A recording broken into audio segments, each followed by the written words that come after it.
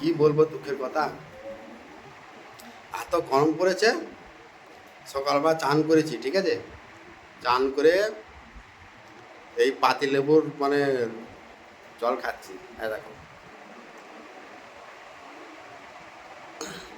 পাতিলেবুর জল মানে খালি পেটে খাচ্ছি।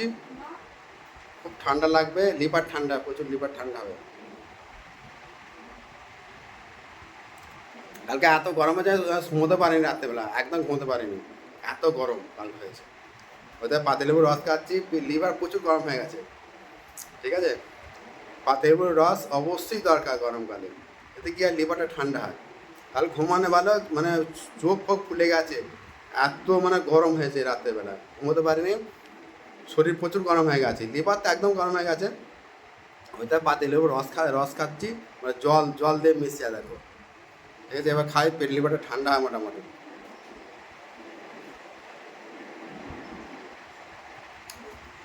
খুব ভালো লাগছে কিন্তু, হ্যাঁ।